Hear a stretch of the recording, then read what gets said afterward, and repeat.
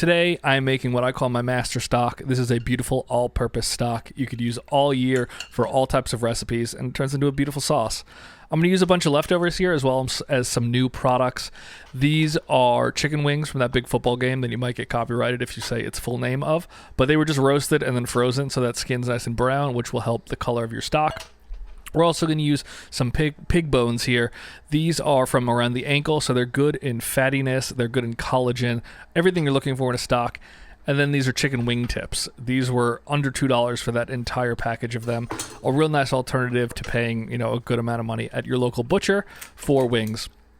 They're not incredibly high in fat or collagen, but a good amount of them will do a good job. And to be honest, I don't like this all-purpose stock to be super gelatinous. I like it to be still liquid after it's been in the fridge for a while. But we're going to throw those bones in, 400-degree oven, just get them brown. We're going to chop up a leek, a carrot, the onions, skin on. We got some mushrooms, garlic, and then we're going to put a few other things into that pan as we cook down that stock. But just cut these up into, regular size pieces. You don't need to do anything too crazy here. As they cook, they will become beautiful and let out their flavors regardless of the size. The garlic I just like to cut in half like that. But like I was saying, I like this after it's been sitting in the fridge to be a little gelatinous, but not a straight up jello like when I made the demi-glace. That's not what I'm looking for. If you're going to cook pasta and other things into this beautiful stock, I like it to be a little bit on the liquidy side still. If you want it more gelatinous and collagen filled, just throw in more bones. But I'm going to start off, I'm just going to kind of cook these vegetables down, get a little bit of browning down on the bottom of the pot. You don't need to do this, but I do think it helps add a little depth of flavor. Here are those wings. After about 45 minutes, you can see everything is starting to brown nicely.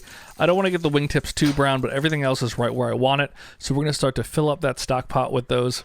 Get them in. I like to put them above the vegetables. That way their meat's not potentially burning on the very bottom, but I don't really think it makes a huge difference. We're going to throw in those onions at this point also. Skin everything. I'm going to add in some water. I'm using store-bought water here just because this stock pot does not fit under my faucet, but just put in about 1.5 gallons to 2 gallons of water, which is where we're at right there. Throw in a few bay leaves. Some of these were broken, so this was about 3 bay leaves in total, and then bring that up to a beautiful simmer and let this cook for 2-3 hours, maybe 4 hours. You don't need to cook this for 12 hours. That's not the goal of this stock. I also don't know if it would be beneficial to even cook it for that long. But here we are at around the 45 minute mark. We're going to skim off all this bubbles that have floated to the top. That's just scum. That's the grossness from the bones. That's fat. That's all the other impurities coming out of all the meat and all the veggies. So just skim that off, and as you see it build up over time, just go in and just pull it out, and it really will help you at the end stage clean this and get a really nice clean stock. Here we are around 3 hours. You can see it's reduced by over an inch. Exactly what I'm looking for. We don't need to reduce this a huge amount, but I'm just going to give it a little mix, let it cook for about another 30 minutes, but you can see how much that pork really kind of cooked down. And now we're going to strain it.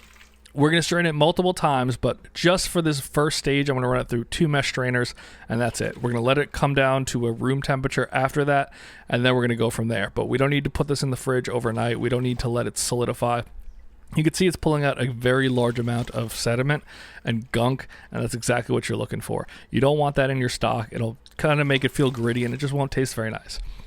But we got that amount right there. It's just about 4 quarts. We're going to cover it. We're going to let it reduce to room temperature, and then we are going to cook it down a little more. We're going to strain it again, and then you're good to go. It's not going to harden. It's not going to turn into that meat jello. That's as viscous as I get out of it right there. You can tell it has a little bit of body when it's cold, but it's not solid. After this is cooled down, though, we're going to run it now through cheesecloth, which is going to take out another layer of that very fine sediment. I'm going to put that into my Dutch oven. I like to, at this point, reduce it just a little bit more for about an hour, and then that's my final product. As you run it through the cheesecloth, if it's not draining properly, just kind of move them together like that, rub them, and that's exactly what will happen. You'll make room for the liquid to pass through, but you'll be left with all of that grossness that you didn't even know was in there because it went right through that metal strainer. And that's what we're left with. This is about a 5.5 quart Dutch oven, so you can tell you it's right around 4 quarts. I'm going to mix it. I'm going to let this cook for another hour. It came down maybe half an inch, and now we're going to strain it one more time through cheesecloth just to make sure we've gotten everything. As we've reduced it over that past hour, a little more gunk has floated to the surface. Not a ton, but you can see there was a little bit there. And that's it. I'm going to portion these off after they cool down, and you're good to go. You can cook rice in this, risotto, pour it over vegetables as you cook those. Here's it cooked down a little bit.